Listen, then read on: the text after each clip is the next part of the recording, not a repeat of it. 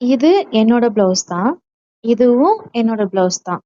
2 ப்ளவுஸ்க்கும் உள்ள வித்தியாசம் என்னன்னு உங்களுக்கு தெரியுதா? இந்த ப்ளவுஸ்ல சென்டர்ல 3 இன்ச் வரைக்கும் கேப் இருக்கு. இந்த ப்ளவுஸ்ல உங்களுக்கு வந்து பார்த்தீங்கன்னா, 1 இன்ச் அந்த அளவுக்கு தான் மேல கேப் இருக்கு. ஸோ இது 2த்துக்கும் உள்ள வித்தியாசம் இதுதான். மேல இருக்கிற ப்ளவுஸு டைலரிங் மெத்தட்ல ஸ்டிச் பண்ணது. கீழ இருக்கிற ப்ளவுஸ் வந்து பாடி மெஷர்மென்ட் ப்ராப்பரா எடுத்து ஸ்டிச் பண்ணது. மேல இருக்கிற இந்த ப்ளவுஸையே 2 விதமா நம்ம வந்து மெஷர்மென்ட் எடுத்து ஸ்டிச் பண்ணலாம். ஒண்ணு வந்து டைலரிங் மெத்தட். என்னோட அம்மா இந்த மெத்தட் தான் யூஸ் பண்ணுவாங்க. மேல வந்து பார்த்தீங்கன்னா, ஸ்டிச்சிங்க்காக விட்டுருவாங்க. ப்ளவுஸ அப்படியே வச்சுட்டு நெக்க வந்து மார்க் பண்ணிடுவாங்க.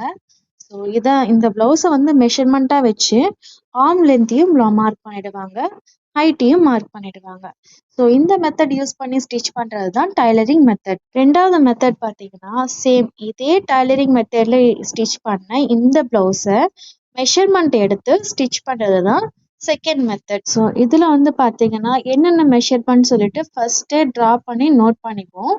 அதுக்கப்புறம் அத வந்து ஃபேப்ரிக்ல இம்ப்ளிமெண்ட் பண்ணும்போது, பல சேஞ்சஸ் வந்து கஸ்டமர்ஸ் நம்மகிட்ட சொன்னாலும், அத வந்து நம்ம அக்யூரேட்டா பண்ண முடியும்.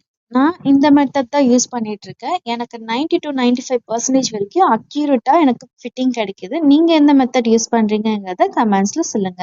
நெக்ஸ்ட் வீடியோல பார்க்கலாம். Tata bye.